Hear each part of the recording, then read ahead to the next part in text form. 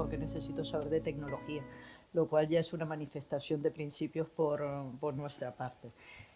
Soy Adriana Escosafava, soy, entre otras cosas, directora de los programas de transformación digital que tenemos desde AFI Escuela y a los que seguramente haré mención en algún momento a lo largo de la mesa, y es lo que nos trae también a esta reflexión sobre esta premisa de partida que ya es un manifiesto de intenciones, ¿no? Yo creo que es una cosa que ya ninguno nos cuestionamos, el tema de la transformación digital, más allá de las competencias directivas, que es el tema del que vamos a centrarnos en la mesa de hoy, pero yo creo que en ese no cuestionamiento de la transformación digital y la tecnología como un elemento omnipresente o que es la otra cara de la operativa o de la propia actividad de negocio, a nosotros lo que nos lleva es al convencimiento desde la escuela a que, al igual que nadie se cuestiona ya en el entorno a nivel directivo, que un directivo que tiene determinadas responsabilidades tiene que tener competencias financieras, nadie se lo plantea, da igual que sea el director financiero, evidentemente, pero nadie se plantea que el CEO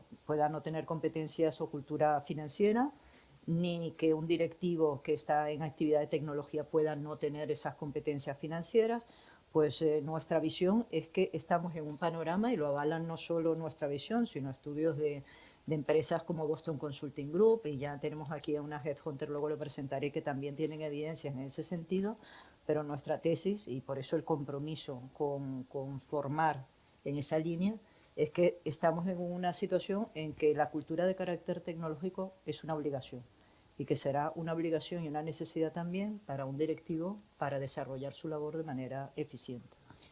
Sin seguir avanzando en esta tesis, paso a presentar a nuestros participantes de hoy, a los que agradezco de antemano su generosidad en participar y estar aquí con nosotros. Creo que va a ser bastante interesante porque tenemos perfiles de distinto tipo. Empiezo de izquierda a partir de Javier Povedano. Javier Povedano es Chief Operating Officer de Bancamar. En la actualidad tiene una larga y relevante carrera ligada al sector financiero, y yo creo que lo que cabe destacar, entre otras cosas, es la labor dentro de Inversis, ¿no? Donde inicialmente fue director financiero, pero todo ese proceso de integración y transformación que ha seguido la entidad lo lideró no solo como director financiero, sino posteriormente como CEO de la entidad, que además alcanzó un negocio que es un negocio difícil, como es el negocio de la custodia, pues un incremento de negocio de llevarlo, de triplicarlo en 4 años, lo cual yo creo que nos dice muchas cosas buenas de la trayectoria de Javier Povedano en ese sentido. Javier nos va a aportar, evidentemente, esa visión de esa persona que no es originalmente desde el punto de vista profesional, un tecnólogo, pero que se ha visto inmerso en todo ese proceso. Muchísimas gracias, Javier, por estar aquí este rato de la mañana. Muchas gracias a vosotros por invitarme. La verdad que es un placer. Vale. Bueno, sigo con Puri Paniagua. Puri nos va a dar esta visión de los headhunters, ¿vale? Puri es socia de Pedersen Partners, que es una firma internacional líder en la búsqueda de ejecutivos que opera en 50 países, y además es autora de un libro que se llama Muestra tu talento, bastante práctico, con muchos ejemplos también sobre qué tipo de cosas de comportamiento en el día a día pues a veces no hacemos los profesionales, y podríamos obtener un determinado valor, ¿no?, en esa venta de nuestras propias capacidades profesionales. Puri tiene más de 10 años de exitosa experiencia en esta industria de la búsqueda de directivos en distintos sectores: tecnología, servicios profesionales, bienes consumo y, recientemente, tú me corriges, telecomunicaciones. Sí. Vale, bueno, paso a Javier Cuenca. Javier Cuenca, después de una exitosa y larga carrera profesional en Grupo Santander, yo sí me atrevo a decirlo, ¿vale?, donde fue vicepresidente ejecutivo de Tecnología y Operaciones y miembro del consejo de diferentes entidades del grupo, entre ellas de Rexis. Actualmente es emprendedor, business angel y senior advisor de distintas entidades en el sector financiero principalmente, diría yo, y muy ligado a todo lo que tiene que ver con procesos de transformación digital. Muchísimas gracias, Javier, también por estar aquí. Muchas gracias. Podría seguir dando parte del currículum, pero bueno, vamos a pasar directamente a la mesa redonda. Y siempre me gusta arrancar, cuando alguna vez hemos tenido esa sesión con Puri, porque yo digo, un directivo de éxito, ¿por qué necesito saber de tecnología? Oye, empecemos por centrarnos, ¿qué es un directivo de éxito? Si tuvieras que definirlo, un Sí. headhunter. Buen día. Buen día a todos. Gracias por escucharnos este ratito. Yo diría que un directivo de éxito es el que aporta valor al mercado, es el que aporta valor en un determinado momento a una compañía. Nosotros, que creo que da más pistas de qué se considera un directivo de éxito, cuando valoramos candidatos en un proceso de selección, solemos valorar tres ángulos o tres aspectos. Uno, la experiencia.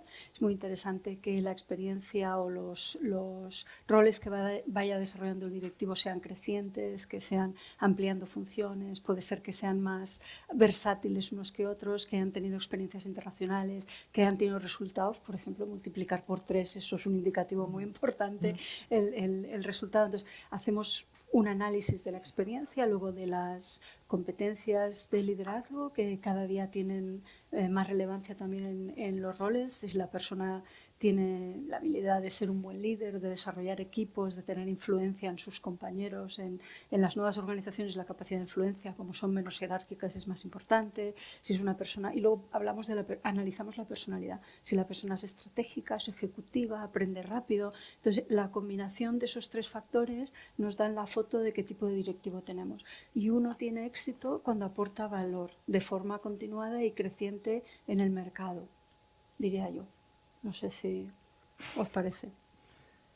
Bueno, yo coincido 100% con lo que dices. En la línea de ese aporte de valor, yo creo que un directivo de éxito que sea capaz de ponerle retos a sus equipos para generar una ventaja competitiva en el mercado, en el sector en el que opera, es clave, ¿no? Yo creo que lo hablaremos seguramente más a lo largo de la mesa redonda, ¿no? Pero en el contexto nuevo de transformación digital que viven todas las empresas o todos los sectores a nivel mundial, en el cambio que se está produciendo a nivel organizativo en todas las compañías, que un directivo sea capaz de generar esos retos a los equipos de trabajo para poder generar esa ventaja competitiva, porque al final en un mercado como la banca, por ejemplo, donde prácticamente todos son muy parecidos, ¿no? Y las diferencias son muy pequeñas, el poder generar esa ventaja, para mí yo creo es un driver fundamental, ¿no?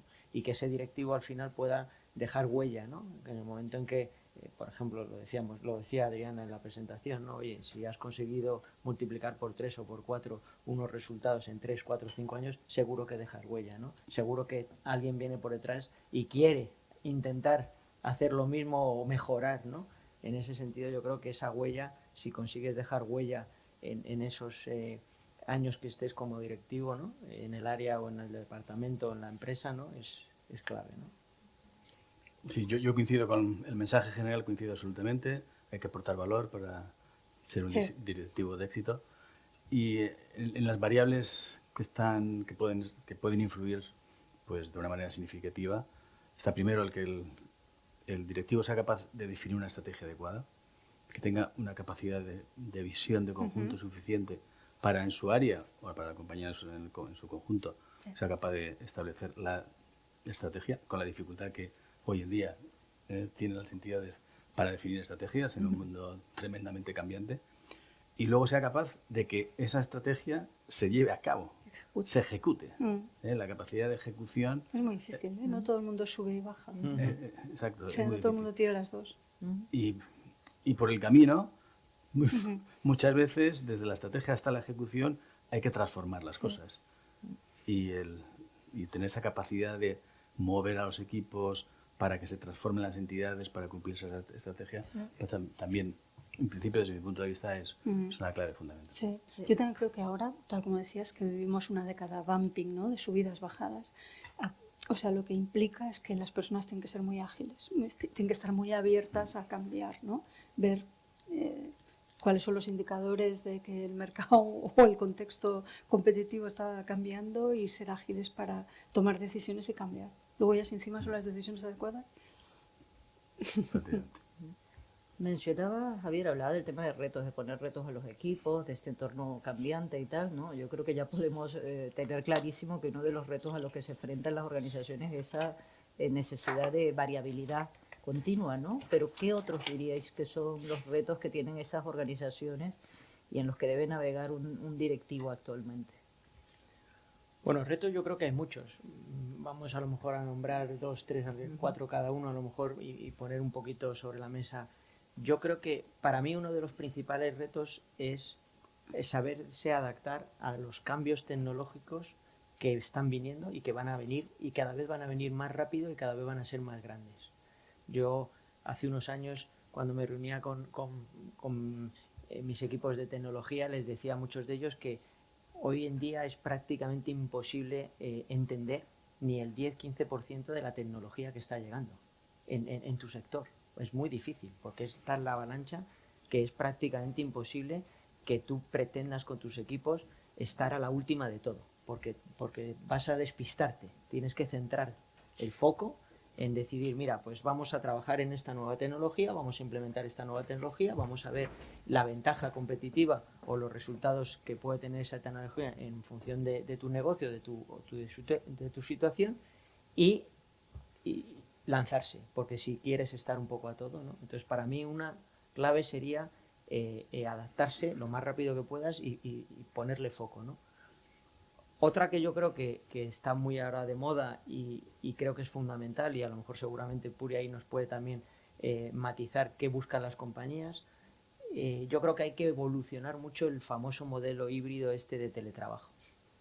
Yo creo que el modelo híbrido de teletrabajo que nos llegó con la pandemia y que adoptamos de una manera brutal y masiva, ahora se está convirtiendo en un modelo en el que las compañías quieren café para todos. Y café para todos en plan, pues 2 días trabajamos en la oficina y 3 no. O un día sí y 4 no. O lo que sea.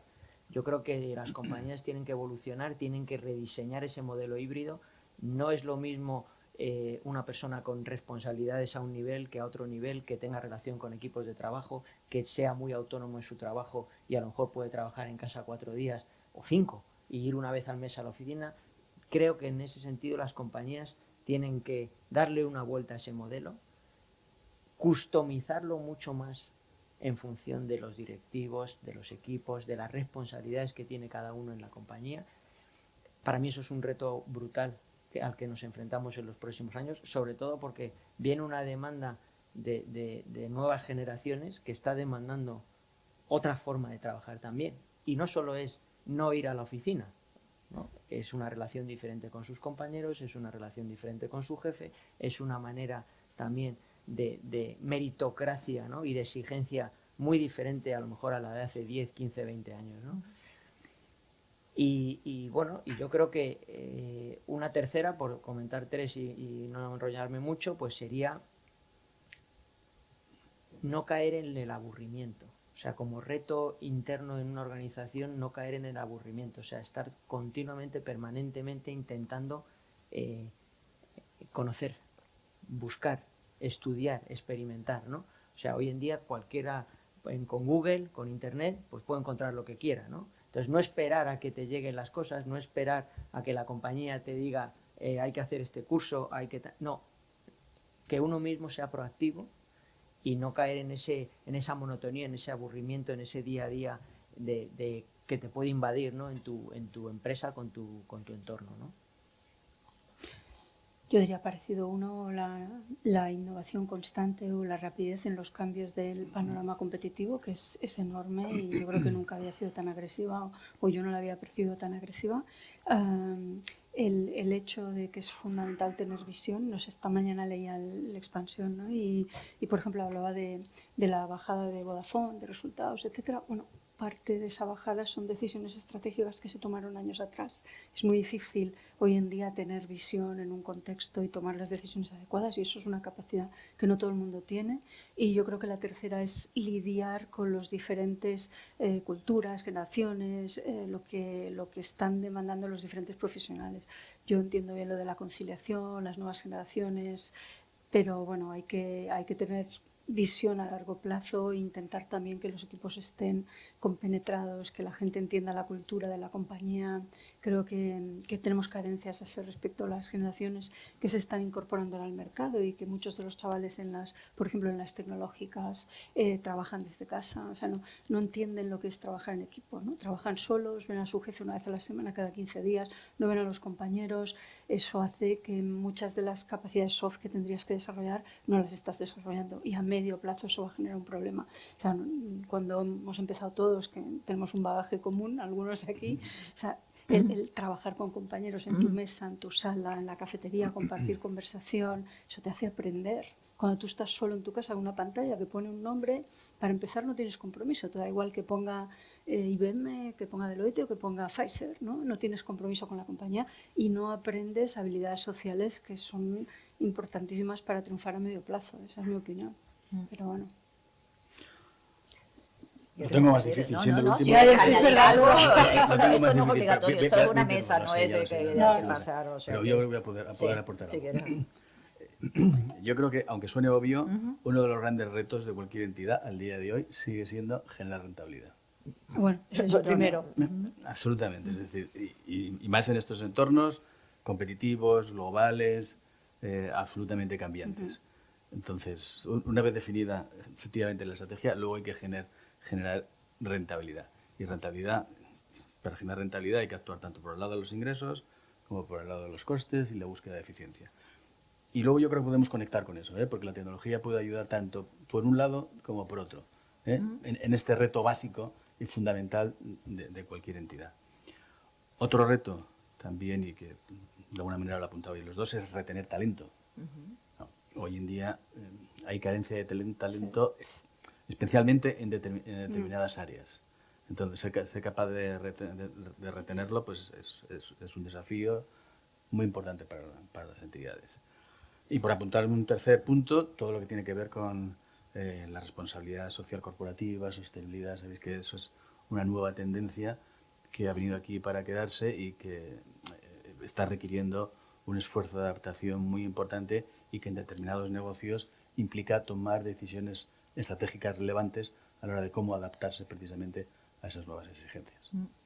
Me has llevado a uno de los puntos que teníamos apuntado, Gretal, y es la tecnología en todo esto que aporta, ¿no? Porque seguramente lo más obvio es pensar que la tecnología solo te va a aportar en esta parte más de la eficiencia de las operaciones o ese tipo de cosas que es las que viene, yo creo que al común del ciudadano ajeno a la tecnología pensando en ello, ¿no? Pero has hablado de retención de talento, has hablado de generar más comunicación. A mí me gustaría también que de alguna manera en vuestra experiencia comentaréis cómo la tecnología se está o se puede aplicar precisamente en este entorno que estáis hablando, tanto para esta parte básica de que una compañía tiene que ser rentable y tener unos ingresos adecuados y controlar sus costes, que a lo mejor nos es más fácil a lo mejor visualizar la incorporación de la tecnología, pero me gustaría un poco también vuestra visión sobre esa posibilidad de la tecnología y cómo entra en todo este panorama. Bueno, yo perdón. Ahora iba a dejar a Javier. Sí, yo miro, pero... Lo digo que luego eres el tercero. Sí, que no hay un orden, no tienen por qué irse, o sea, que os veo muy ordenados, ¿no? Que podéis ir en cualquier orden. Yo creo que en líneas generales la tecnología es un facilitador. En cualquier industria la tecnología es un facilitador. Obviamente, si nos ponemos un poco en determinados sectores, ¿no? Por ejemplo, el sector biosanitario, por cambiar un poco, ¿no?, de sector. Sí. La tecnología puede ser un sector, un driver para innovar, que ayude mucho a la investigación, a descubrir determinados modelos, métodos, herramientas para poder encontrar soluciones a enfermedades, etc. etc., ¿no? Dependiendo de la industria, obviamente la tecnología juega un rol u otro, ¿no? En el contexto un poco en el que nosotros pues estamos más habituados, ¿no?, que es el contexto de la banca, la tecnología, bueno, para mí tiene 4 o 5 ejes muy importantes, ¿no? Uno, obviamente, la eficiencia, reducción de costes, que la búsqueda de la rentabilidad, como decía Javier, pues es clave, ¿no? Al final, las empresas tienen una cuenta de resultados, tienen unos accionistas, hay que generar, ¿no? Hay que rendir cuentas, y si una empresa no es rentable, pues al final la empresa pues pierde un poco su objetivo, ¿no?, inicial, más allá de que luego sea sostenible, de que ayude a la sociedad, etcétera, etcétera, etcétera, ¿no? Pero Al final tiene que ser rentable. La tecnología puede permitir, y de hecho está permitiendo, una reducción de errores en muchos sectores y en muchas áreas muy importante, ligado a todos los avances tecnológicos que estamos viviendo en los últimos años, como pueden ser Machine Learning, el Deep Learning, todo lo que viene de inteligencia artificial, o sea, la reducción de errores que generalmente vienen derivados de trabajos que son muy manuales, que han conllevado una... Cuando digo muy manuales es de mucho manejo de información de manera manual y que eso ha derivado en muchos errores operativos. La industria bancaria es una industria que aquí pues este tipo de situaciones ha padecido en mucho tiempo y ahí la tecnología puede ayudar, obviamente, a esa reducción de errores, a maximizar también o mejorar el time to market de muchos procesos, ¿no? Y en la línea que tú preguntabas, obviamente la tecnología puede ayudar y mucho en facilitar esa relación entre empleados, entre diferentes equipos de trabajo, diferentes áreas en las diferentes compañías, ¿no? Comentaba Puri, y estoy totalmente de acuerdo, no es viable a medio largo plazo personas que entran en una compañía y llevan un año y no han pasado por las oficinas de la compañía, no conocen a sus compañeros, los han visto en una pantallita. Eso obviamente tiene que evolucionar, tiene que cambiar, hay que encontrar, los propios directivos y las propias compañías tienen que encontrar el modelo que mejor se adapte a su ADN, porque será diferente, no es lo mismo un banco que otro, no es lo mismo un banco que una telco, no es lo mismo una empresa de sanidad, etcétera, etcétera, ¿no? Y ahí la tecnología ofrece un montón de oportunidades para hacer muchísimas cosas.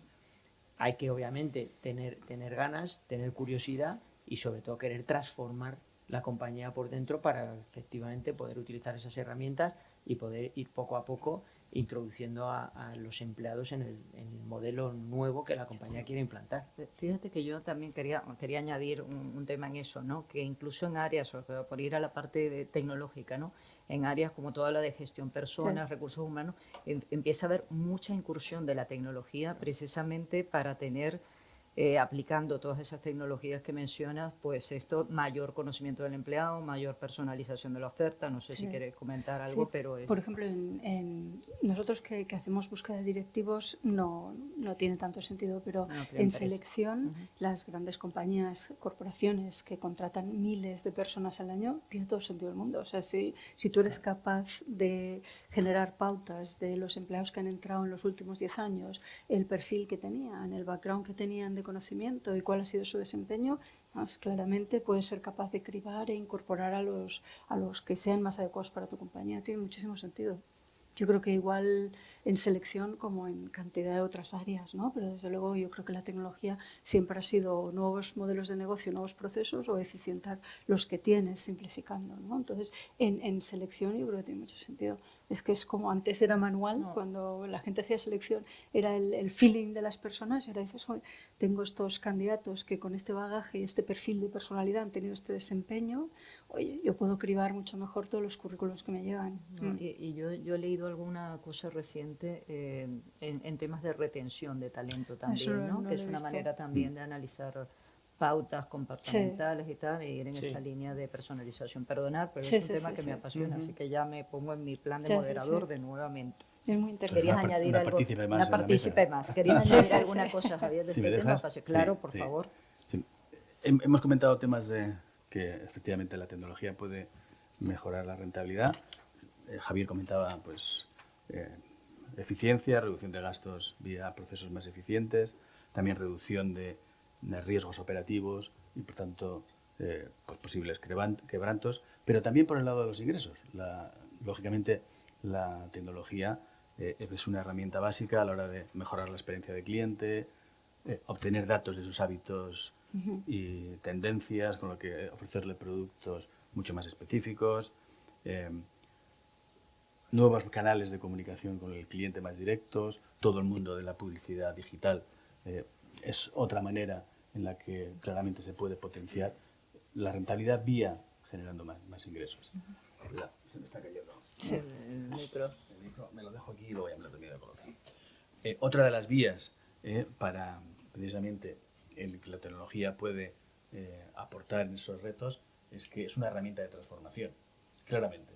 Y la transformación es algo esencial en estos momentos en cualquier entidad. Cualquier entidad en un mundo tan cambiante tiene que transformarse y bueno, la tecnología es la herramienta clave para conseguir esa transformación. Hemos hablado de la retención del talento en la medida en la que si se crea un entorno en el que los colaboradores pueden hacer trabajo de mayor valor añadido porque tienen herramientas que hacen esas labores más simples, pues lógicamente van a estar más satisfechos de tener un desarrollo profesional que les ayude a crecer más rápido. Y finalmente también la tecnología ayuda a tomar mejores decisiones empresariales. Todo el mundo de Big Data, tratamiento de datos, es clave. Es clave. Y yo creo que todavía las entidades tienen un camino por recorrer en esa explotación, porque si no tienen los datos apropiados, con intuiciones, es mucho más difícil tomar las decisiones adecuadas. Me gustaría ahora bajar un nivel más, ¿vale? En esto de irnos acercando y tal, o sea, hemos hablado de que es un directivo de éxito, los retos que tiene, cómo la tecnología puede ayudar o ser un facilitador dentro de esos retos a los que se enfrenta la empresa y por tanto el directivo, pero aterrizando esto en términos de los propios directivos, ¿no?, que se encuentran con todo esto y la tecnología que tienen que utilizar, me gustaría hablar o tener vuestra visión también de las competencias, de alguna manera del trabajo conjunto que esto requiere o está requiriendo a las organizaciones, el trabajo conjunto entre tecnología y negocio, que no es algo que no haya existido, es una cosa que viene de siempre, otra cosa es cómo ha ido evolucionando por la misma rapidez del contexto y la misma evolución de la tecnología, pero me gustaría tener las múltiples perspectivas, ¿no? O sea, cuáles son esas competencias de alguna manera que la persona no tecnológica se ve en necesidad de tener, ¿vale? Para poderse mover y por otra parte con la visión también de la parte tecnológica hasta dónde se puede llegar, hasta dónde no y un poco cómo creéis que puede ser ese balance, ¿vale? Yo iba a empezar, yo creo que ha cambiado muchísimo en los últimos años las capacidades tecnológicas que se exigen a los directivos que están en otras áreas. Y como tú decías al principio, es que hoy en día no se cuestiona que un directivo sea primer nivel de una función, sea una dirección general, dirección comercial, dirección logística, que no sepan de finanzas, eso no se cuestiona. Pues lo mismo pasa con tecnología, nadie cuestiona tampoco que no sean capaces de utilizar un Teams o de escribir en el ordenador, no debería cuestionarse y no se cuestiona que tengan que saber de tecnología y cada uno depende de qué área funcional está, pero por ejemplo en el ámbito financiero, hoy en día me refiero a director de finanzas, no banca, etcétera. En el ámbito financiero, la utilización de datos es fundamental, como decía Javier. Entonces, hoy en día se exige que los profesionales medios y de primer nivel tengan conocimientos de haber utilizado diferentes herramientas de explotación o de generación de información o de consolidación. Es un requisito. Es que si no sabes utilizar esas herramientas, puedes tomar decisiones o presentar información a la compañía que no es la adecuada, ¿no? La gente que está en comercial, en muchísimas compañías, necesitas entender de campañas de marketing digital, que son muy distintas que las campañas de marketing offline. Necesitas saber de canales y aproximarse a un canal digital, a un consumidor, es muy distinto que aproximarse con canales más offline o menos tecnológicos. Entonces, dependiendo de cada área funcional, los directivos tienen que saber de tecnología, imprescindible, y bueno, eso tiene un impacto en lo que nosotros les exigimos o la compañía les exige. Yo también creo que ha cambiado el rol del directivo de IT, que hace 30 años, 20 años, muchas veces era un perfil, el director de IT se llamaba, ¿no?, que ni siquiera estaba en comité de dirección, que era más quizá un gestor de los sistemas de back office de la compañía. Como la tecnología o los sistemas han pasado de ser el administrador del back office a estar en el front office o en la relación con el negocio, el directivo de IT deja de ser tan generalista, tan gestor y tiene que ser mucho más profundo tecnológicamente. Es verdad que no puedes saber de todo, pero ya no sirve un CIO que sea un pelín generalista, tiene que tener bastante profundidad y tienes que tener CTOs y CISOs porque la tecnología se ha hecho muchísimo más compleja y no te sirve un CIO que sea un gestor que sepa manejar un presupuesto y sepa algo de tecnología, ¿no? Entonces cada función se ha visto afectada de forma distinta, pero realmente en profundidad por la tecnología, y yo creo que a mí me parece un reto, es apasionante y es divertido, ¿no? Porque seas lo que seas, hagas lo que hagas, tienes que cambiar y eso es súper interesante. Yo un matiz al primer punto que comentabas, Puri, que creo que es muy importante, sobre todo para las nuevas generaciones y para un poco el contexto nuestro de España de educación, ¿no? O sea, yo matizaría un directivo no IT que, como decía, como preguntaba Adriana, ¿no? ¿Qué habilidades o qué facultades o qué conocimientos tiene que tener de tecnología, ¿no? Yo definiría una tecnología de usuario, una tecnología de base, que esa no es del directivo, esa debería ser un debe para todo el mundo, ¿no? O sea, igual que hablamos, por ejemplo, de ciertas cultura financiera, que no hay que saber lo que sabe un CFO de una compañía, pero tienes que tener ciertas nociones en función de dónde desempeñes tu cargo y tu función, tienes que tener determinadas nociones de contabilidad, de finanzas, de riesgos, de etcétera, etcétera, ¿no? Entonces hay una tecnología de usuario que yo creo que todavía tenemos una brecha muy grande entre lo que debería de media conocer los profesionales en España y lo que realmente conocen, ¿no? Al final, como decía Puri, yo he visto muchísimos directivos, pero muchísimos, de muy alto nivel, que lo único que saben es enviar y recibir mails. Y todo su día a día está focalizado en el mail. Y como segunda tarea así y tal es ver una presentación. Pero no le pidas que entre, por ejemplo, en una aplicación de gestión de lo que sea, de a lo mejor de recruiting. O no le pidas que entre en la aplicación de costes del banco o de la empresa que sea, o no le pidas porque no sabe. Yo creo que hay que perder cierto miedo, cada vez las aplicaciones son mucho más sencillas de utilizar, son mucho más user friendly, es un poco tener ganas, es un poco tener esa necesidad no personal de querer evolucionar en un contexto, ¿no? Hay muchas veces la frase manida que yo he oído muchas veces de no, eso solo lo saben hacer o mirar los de tecnología. Si son sistemas a lo mejor que llevan en tu organización funcionando muchísimos años, son sistemas muy fáciles de usar a nivel usuario, es querer usarlos. Y eso te da un grado a nivel compañía, te posiciona, porque no es lo mismo que te lo hagan otros que tú lo hagas, ¿no? Entonces esas capacidades de conocimientos tecnológicos a nivel usuario, que cada vez están más demandadas, yo creo que hay que fomentarlas mucho, ¿no? Y vienen también mucho derivado un poco de la cultura o de lo que enseñamos en los colegios y en las universidades. Al final, si no estudias una carrera técnica, como que todo esto no se enseña, no es necesario, cada vez menos, pero sigue habiendo una brecha muy grande, ¿no?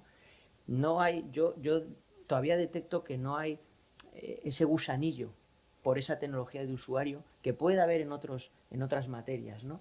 Y cada vez es más necesaria en las empresas.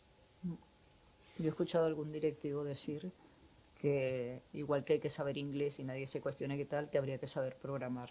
No sé si lo llevamos y con eso no, te doy pero entrada. ves, Adriana, pero ves, ese yo creo ¿No? que eso ya no, es el pero extremo. no, O sea, bueno, es una manera programar en el lenguaje X, pues para eso, oye, hay los ingenieros, las personas que hacen sus carreras técnicas y les gusta realmente programar, pero hay un recorrido muy grande entre estar programando y estar haciendo o teniendo capacidades para utilizar esa tecnología de usuario, ¿no? Javier, tú como persona que no está, que yo creo que es el de los que está aquí el que está más alejado, entre comillas, en teoría de la tecnología, me gustaría oír tu visión. Yo creo que para un directivo o para un alto directivo es importante saber para qué sirven cada una de las piezas del ecosistema que actualmente está utilizando su empresa.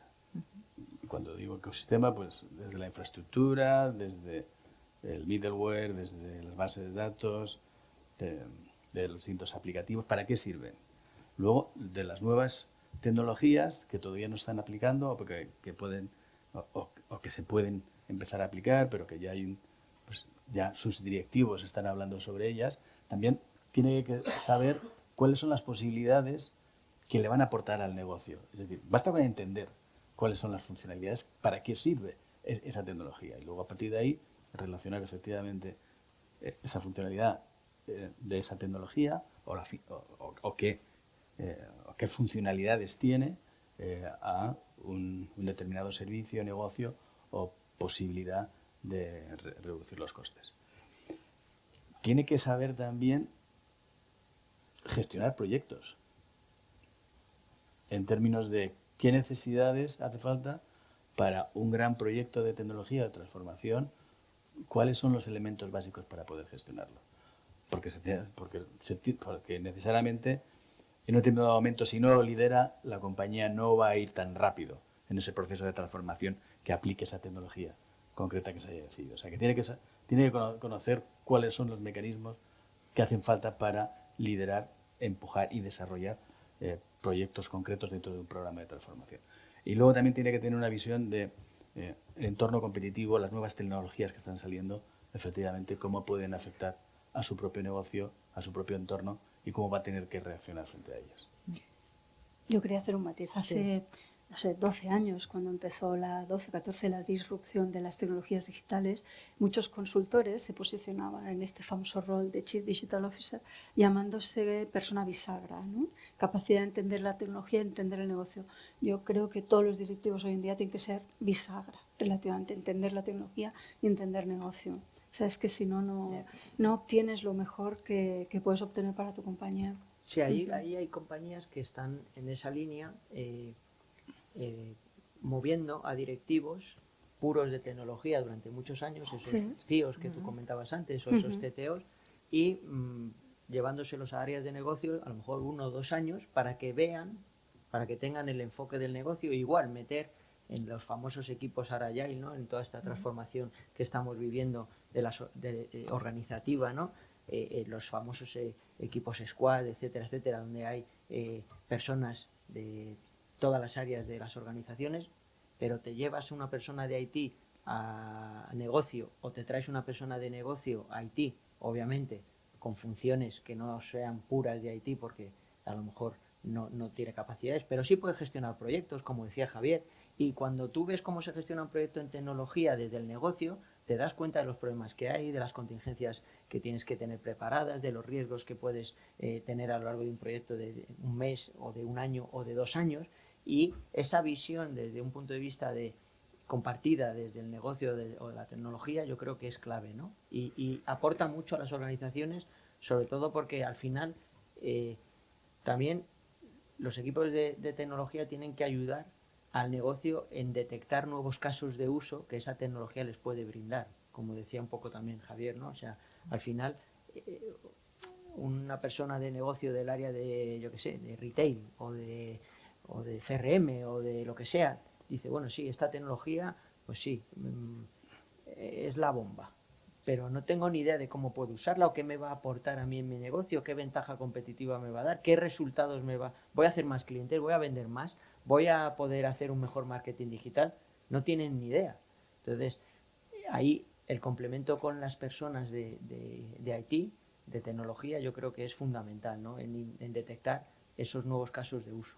Fíjate que me has llevado un punto que me viene de perlas, que es empezar a identificar cuáles son los métodos o las posibilidades, porque tú dices, oye, Javier ha puesto el listón altísimo, ¿no? Que ha dicho, pues un directivo de estar del lado de no IT, pues tiene que entender cómo conectan las piezas, las tecnologías que vienen de futuro, cómo es este proceso de transformación y cómo se lidera, es decir, ha puesto un listón alto realmente de competencias y de cultura, ¿no? Tú has hablado de una manera, que es la cosa que dices, bueno, esto, ¿cómo lo consigo, no? Que es también para ser... más allá de meter mi cuña publicitaria de que tenemos cursos dentro de la escuela, yo creo que has dado una idea buena, ¿no? Que están haciendo ciertas empresas en ese tema de rotación, movimiento, personas que pasan por posiciones laterales. Quería saber si queréis añadir algún punto sobre esto, porque la tecnología además no es un factor estático, ¿no? Es un factor que está en continua actividad, pues pistas para los que participan en esta sesión sobre cómo hago para mantenerme al día con este listón tan alto, no siendo una persona de tecnología. Yo creo, empiezo yo ahora. Sí. Yo creo que hay que buscar una combinación entre la formación interna en el día a día y la externa.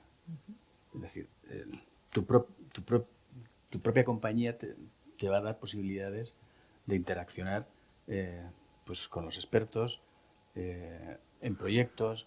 Entonces, en la medida en la que el directivo se involucre todo lo que pueda en la gestión de esos proyectos, va a aprender de manera natural, porque si tiene que tomar decisiones tendrá que saber, por lo que decíamos antes, para qué sirve esa tecnología y cómo engrana en todo el ecosistema. O sea que el vivir internamente la tecnología es una fuente de formación muy inmediata. Y luego están las fuentes externas. Las fuentes externas, pues desde luego ahí ya empieza a haber una oferta de cursos que dan una visión global, integral de todo esto que estamos comentando, de cuáles son las nuevas tecnologías, pero también cómo se forman o cómo se han ido conformando hasta ahora los ecosistemas de las plataformas tecnológicas, las compañías, que pueden ser un buen punto para coger una visión de conjunto que complemente esa visión más diaria que se obtiene internamente en la compañía. Hay una oferta amplia, vosotros tenéis uno, yo soy consciente de que es un buen curso, o sea, con lo que todos los que quieran... Muchas gracias, Javier, esto no tiene precio, esto. Y luego, junto a esos cursos, que de alguna manera es una nueva tendencia, es decir, las escuelas de negocio estáis sacando esto de manera reciente. Vosotros yo creo que sois prácticamente los pioneros o uno de los pioneros. Luego está también la formación continua, y aquí hay publicaciones que periódicamente son de interés. Harvard Business Review saca artículos, el MIT tiene también otra revista, MIT Technical Review, que también saca artículos interesantes. Es decir, que con ese conjunto de fuentes de información, pues razonablemente se puede coger ese bagaje inicial, y luego, por supuesto, hay que hacer el esfuerzo de mantenerse actualizado, porque todo esto va cambiando tan rápido que es fundamental. Yo si estuviera en un rol, aparte de interna y externa, me aprovecharía de los proveedores. Absolutamente. Vamos, yo les pediría absolutamente. demos, presentaciones, hay proveedores de todo tipo y yo creo que algunos son muy interesantes. A mí, como no vienen a contarme nada, no me puedo aprovechar. Absolutamente. A ver, opciones, como dice Javier, opciones hay muchas. Yo creo que opciones hay muchas. Para mí el resumen sería tener ganas. Ya. Tener Sí, ganas. sí. Hoy en día, si tú tienes ganas de hacer algo, lo puedes hacer. Si tú tienes ganas de aprender un idioma, lo puedes hacer. Es tener ganas, dedicarle tiempo, porque no solo es tener ganas, hay que dedicarle tiempo y esfuerzo. Al final, en un café de las 11 de la mañana, una persona del área de auditoría le puede preguntar a su colega de tecnología: oye, Mancho, esto de la inteligencia artificial que está llegando, qué tal, que no sé qué, que he visto que en el banco vamos a hacer una prueba piloto, oye, cuéntame algo, explícamelo, ¿para qué puede servir? ¿No? Es tener ganas, es preguntar, es aprovechar los momentos. Oye, tienes cursos externos, efectivamente, millones, montón de tal, tienes formación interna en las organizaciones, tú lo puedes hacer vía internet, pero también hay que ponerle ganas, ponerle tiempo, ponerle esfuerzo. Al final, esto es como el que entrena en un deporte. Me ha recordado Dices, mi... hombre, yo quiero llegar a correr los no sé cuánto en menos de cuánto tiempo, pero no entreno ningún día, ha pasado un año y sigo con el mismo tiempo. Me ha recordado obvio. yo voy al gimnasio varios días a las 7:30 que decir. y mi entrenador me dice esta mañana: es que se te ha olvidado sufrir. Y entonces me he quedado pensando, o sea, quizás sí, ¿no? Porque hay veces que si hago 6 repeticiones no hago 8. A lo mejor no hay que llegar al sufrimiento, pero hay que esforzarse. Yo mis hijos, cuando siempre te vienen demandando cosas, le digo: hay deberes o derechos y deberes. Y en la parte de deberes, pues hazte una lista de lo que tú quieres conseguir, ¿no? La tecnología no va a llegar por ósmosis a tu cerebro, los conocimientos o de un idioma o de tal. Entonces yo creo que hay que ponerle ganas, esfuerzo y tiempo, ¿no? Como decía.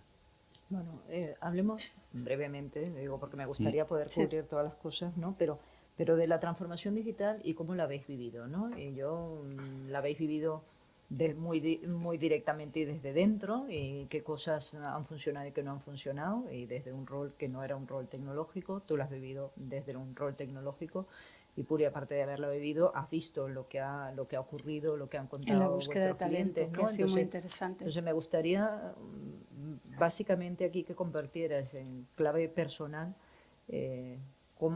más que cómo ha sido el proceso, que son procesos largos, dolorosos y tal, qué cosas han funcionado, qué no, y cuáles creéis que son las claves o los principales mensajes que os gustaría dejar respecto del tema. Mira, me gustaría empezar porque Bueno, me por encanta favor, hablar. por favor. Yo soy como me paso el día escuchando candidatos, cuando me dan alternativa hablo. A mí me hace gracia. Yo empecé a vivir la transformación digital cuando todavía estaba en Accenture y luego me pasé a este lado, al lado del Executive Search. Hay una de las cosas que, gracias a Dios, se ha eliminado. Yo creo que hay muchas cosas que se hicieron mal en esta transformación digital. Luego vosotros contáis las buenas. Una es que parecía que si no tenías 25 años y habías montado una startup no eras nadie y no tenías valor en el mercado. En la década de los 2000 esa era la percepción.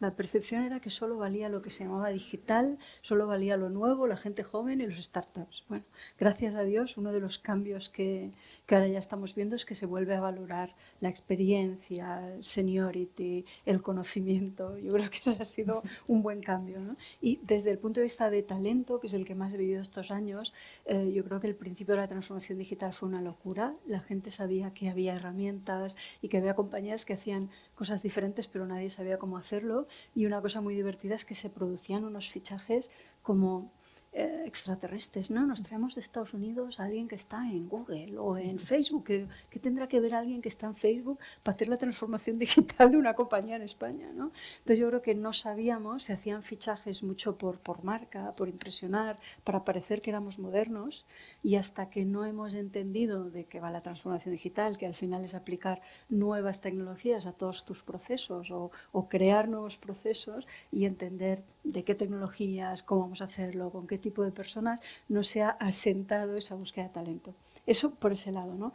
Por otro lado, la verdad es que la tecnología sigue evolucionando tan rápido, como ha dicho aquí Javier, y la demanda de gente joven, middle management, que sepan tecnología es incesante, inagotable. O sea, si sabes programar, sabes algo, tienes trabajo seguro. El otro día decía una persona de Manpower que ellos tienen calculado que para posiciones relativamente jóvenes lo que gana un chaval que esté en tecnología respecto a otro chaval son 15.000 euros de diferencia.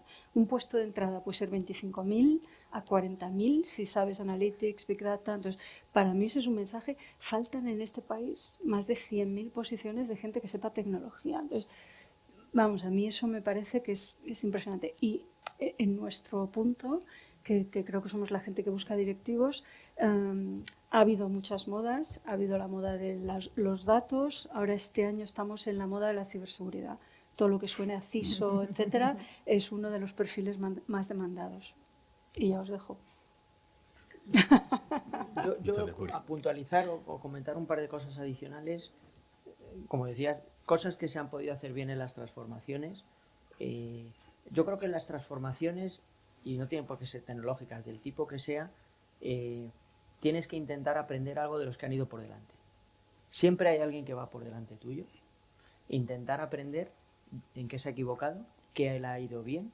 O sea, apoyarte en el mundo de la consultoría, en el mundo proveedor, que tengan una visión también más global. Al final, aunque el mundo a día de hoy está muy globalizado, pero sigue habiendo como 3 zonas geográficas, que una va primero, luego va otra y luego va otra, y más o menos pasan 2 años, hay un decalaje de 2 años entre el mundo de la evolución o transformación digital, etcétera, etcétera, Estados Unidos y ahora ya más Asia, China, India y tal, luego viene Europa y luego ya nos vamos a LATAM y al mundo a lo mejor de Middle East, etcétera, etcétera, ¿no? La transformación, los avances van un poco geográficamente con un decalaje de 2 años, puedes aprender mucho de cosas que se hayan hecho en otra geografía y que hayan les haya ido bien o les haya ido mal. Yo creo que eso sería un primer punto a tener en cuenta.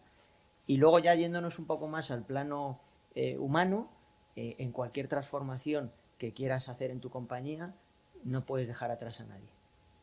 En una transformación tecnológica mucho menos. O sea, hay que involucrar a todo el mundo en la organización. Porque si encima en algo que las organizaciones ya de por sí tienen internamente una diferencia tan grande, si tú te metes en un proceso de transformación digital en el que vas a cambiar la organización, vas a cambiar la manera de trabajar, vas a cambiar muchos procesos, tienes que involucrar a toda la organización. O sea, tienes que, desde el CEO hasta la última persona de la organización, de cualquier área, da igual que sea el área jurídica, que sea el área de cumplimiento, que sea el área de auditoría, todo el mundo tiene que estar en el barco y todo el mundo tiene que remar en la misma dirección. Para mí, esos serían 2 claves, ¿no? Dos puntualizaciones importantes en una transformación. Mira, sé que ¿Quieres vamos, añadir algo? Sí, por eso, sé que vamos mal del no te tiempo, sé que preocupes. Si vamos quieres mal del añadir tema. algo, voy a pasar luego a la última pregunta, no te preocupes. ¿Quieres añadir algo al tema? Yo por iba a cerrar? comentar un Claro, caso práctico por supuesto. de cómo lo hicimos. Voy a contarlo de manera muy resumida, pero creo que puede dar una imagen de conjunto de las Fantástico. distintas variables Fantástico, Javier. que se pueden que se Fantástico, deben si tener esto en cuenta. está para los que han querido participar, o sea que adelante. Este caso es el caso que comentabas antes. Llego en 2013 a Inversis y teníamos una compañía que se dedicaba a prestar servicios, era un banco que se dedicaba a prestar servicio a su vez a otros bancos, a sociedades de valores y a entidades de inversión.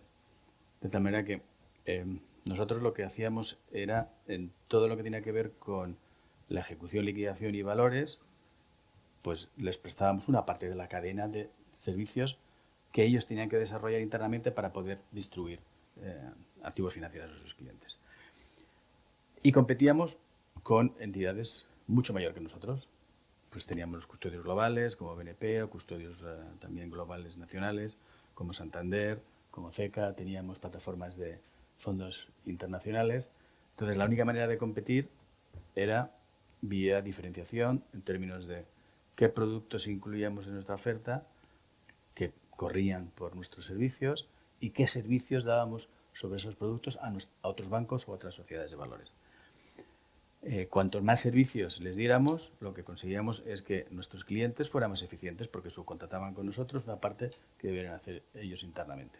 Pero claro, todo esto lo teníamos que hacer siendo nosotros muy eficientes, porque como éramos pequeños teníamos energías de escala, pues entonces también teníamos que ser eficientes. Entonces, esto era un ejercicio de eficiencia al cuadrado. Teníamos que generar eficiencia en nuestros clientes porque absorbíamos más de los procesos que hacían internamente, pero a su vez nosotros teníamos que ser tremendamente eficientes a la hora de hacerlo. Y aquí es donde entraba, lógicamente, la tecnología. Bueno, pues el reto era identificar primero, desde un punto de vista estratégico, qué servicios adicionales queríamos incorporar en nuestra plataforma. A partir de ahí, crear una serie de equipos multidisciplinares que fueran capaces de trabajar con los equipos de tecnología en describir los funcionales que luego tenían que desarrollar pues, los equipos propiamente de tecnología. Y eso es una clave. En cualquier proceso de transformación, la creación de los equipos transversales es absolutamente clave. El que hay una dinámica de trabajo de verdad en equipo, que hay una metodología preestablecida y que los miembros de esos equipos que no son de tecnología sean conscientes de la importancia que tiene dedicar tiempo a esos proyectos, sacándoles del día a día, un día a día que es muy complicado para ellos, es clave. Porque si no están bien hechos los funcionales, al final tiras un montón de dinero. Y los que pueden definir bien los funcionales son esos que vienen precisamente de operaciones o de negocio. Entonces, una de las claves es, formar esos equipos multidisciplinares y que la gente no de negocio, y que la gente de negocio, no IT, de verdad esté involucrada. Incluso hay formas de reconocérselo pues, para interpretar los objetivos o vinculándole su retribución variable a eso. Después de crear esos funcionales había que desarrollarlo y entonces la decisión es lo hacemos internamente, subcontratamos la capacidad de desarrollo con un tercero y si subcontratas la capacidad de desarrollo con un tercero hay múltiples formas de cómo elegir cómo contratas a un tercero y las diferencias de precios son enormes y como la tecnología absorbe recursos ilimitados es muy importante saber cómo eliges precisamente esas capacidades externas que quieres utilizar. Y finalmente estaba también el planteamiento de cuál es la mejor tecnología a utilizar, porque está también otra discusión importante en cualquier compañía es, tengo mis sistemas antiguos, lo que se llama el legacy, entonces sigo con el legacy o incorporo una tecnología distinta del legacy que me permita ser más eficiente por un lado, pero que también requiere una inversión muy importante. Entonces es otra decisión estratégica pues, relevante y que bueno, estuvimos analizándola y desde un punto de vista, pues, como decía, estratégico es clave. Pero más allá de lo que es actuar sobre esa plataforma, que es el core de la actividad, hay que llevar la tecnología a otras áreas de la empresa. Entonces, a partir de ahí, pues ahí empezamos a robotizar lo que era la actividad de los departamentos tradicionales de operaciones. La robotización no es más que una automatización más barata y con un atajo respecto a la automatización más tradicional con sistemas de programación más complejos. Y ahí el reto era convencer a los que iban a robotizar sus actividades de que era bueno para ellos que robotizáramos las actividades, que no es sencillo, que no es nada sencillo. Bueno, pues entonces ahí el gran argumento es, no os preocupéis, esto lo que va a significar es que vosotros vais a poder hacer un trabajo de mayor valor añadido. En lugar de hacer trabajos rutinarios, vais a poder expandir lo que es vuestra actividad diaria. Incluso creamos ahí pues concursos y premios de las mejores ideas. Luego, a partir de ahí, también lo que introdujimos fue herramientas de gestión de procesos que ayudarán a que los flujos entre distintos departamentos fueran automáticos. De tal manera que no hubiera que andar con mail, sino que a través de una aplicación que gestiona estos procesos iban saltando de un departamento a otro, e incluso al cliente final, incluso al banco correspondiente, al departamento de valores del banco correspondiente, o de la sociedad gestora, o de la sociedad de servicios de inversión. Y eso facilitó mucho la relación tanto interna como con nuestros clientes. Y la última etapa, pues ya fue empezar a crear un módulo de gestión de datos que de verdad nos diera una visión global de qué es lo que estaba pasando en la compañía para tomar las decisiones más importantes. Y otro de los aspectos, y ese pues, está en fase de desarrollo en mi cometido actual, es la automatización de los controles de toda la operativa, porque todo el riesgo operativo que decíamos antes es clave. Entonces, eso es otra de las partes en las que cualquier tipo de inversión no es tan inmediata, pero en términos de posibles, no solo quebrantos contra los clientes, sino riesgos reputacionales, es muy importante. Cosas que funcionan, cosas que deben funcionar. El alto directivo, todo esto tiene que estar promocionado y liderado por la alta dirección. Bien sea primer ejecutivo o bien sean primeros niveles del comité de dirección. En segundo lugar, hay que marcar siempre objetivos tangibles y medibles, de tal manera que conforme se vayan sacando adelante los proyectos, esos objetivos se vayan comunicando, porque retroalimenta positivamente a toda la organización. Oye, hemos llegado hasta aquí y esto significa que habremos ganado en penetración en nuestros clientes porque pueden contratar ahora tal servicio, o hemos reducido las horas que se necesitaban para sacar un determinado proceso en una determinada parte del banco. Comunicar todos los avances. Hay que tener el talento adecuado, eso desde luego. El trabajo de los equipos multidisciplinares, eso yo diría que es absolutamente crucial también. Contar con los partners adecuados. Uno de los partners son los consultores, otros son los desarrolladores externos, o incluso proveedores de aplicaciones que en lugar de hacerlas internamente, siempre está la alternativa de, oye, hay un proveedor en el mercado, lo que hago es contratar su aplicación. Y finalmente diría que es crítico la ambición en la definición de los objetivos y de hasta dónde tiene que llegar un plan de transformación. Cualquier ambición que se ponga va a quedar corta. Aquí lo del Think Big es absolutamente necesario. Bueno, y siento haberme extendido. No, nada. Yo, señores, sobre todo porque habrá alguna persona que a lo mejor quiera hacer preguntas, no sé si nos podemos permitir extendernos un poco. Sí, vale. Yo os iba a pedir una cosa, perdonad porque me voy a poner en plan esto también por respeto a los tiempos y a la audiencia, ¿no?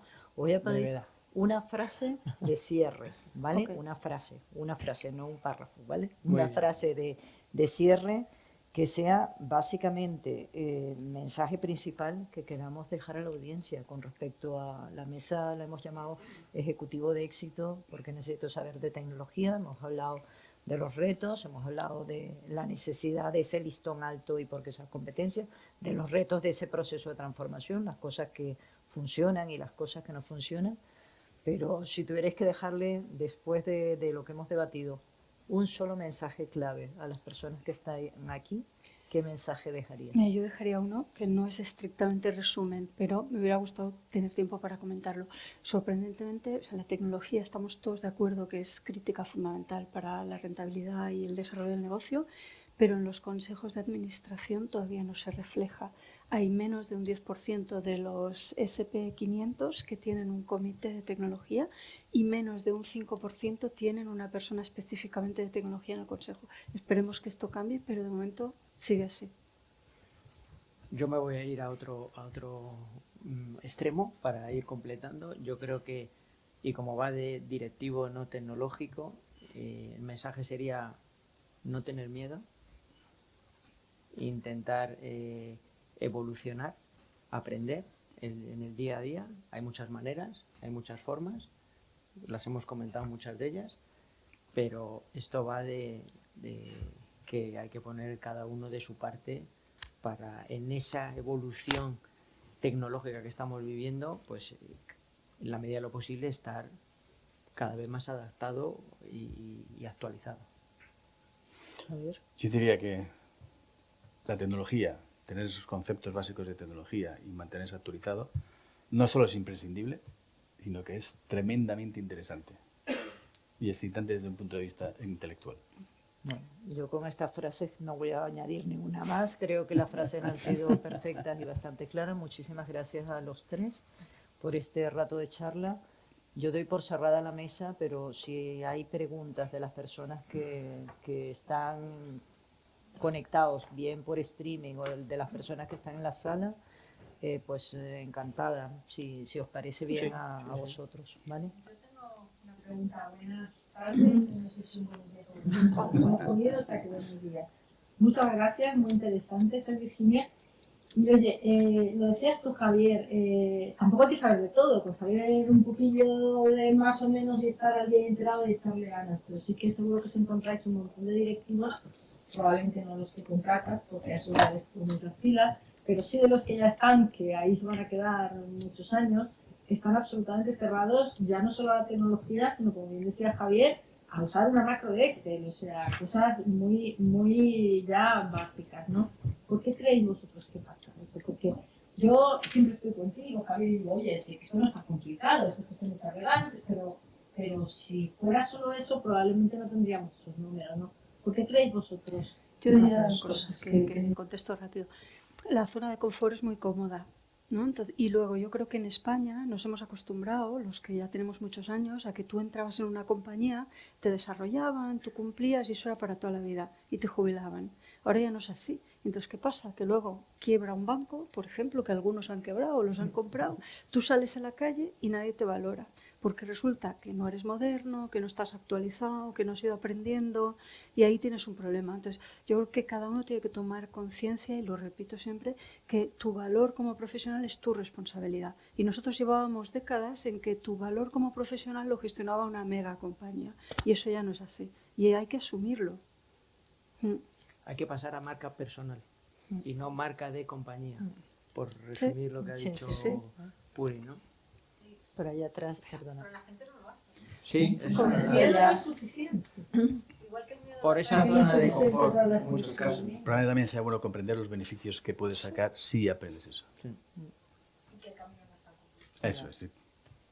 Creo que había una pregunta Sí, por allá atrás. buenos días, gracias por compartir todo el conocimiento. En un entorno en el que cada vez las aplicaciones son todas SaaS, están todas fuera de la empresa, por tanto, solo cuando haces desarrollos es para mantener tu valor añadido diferencial y el resto es todo SaaS fuera, como mucho el departamento de IT con un API integra con sus propios sistemas.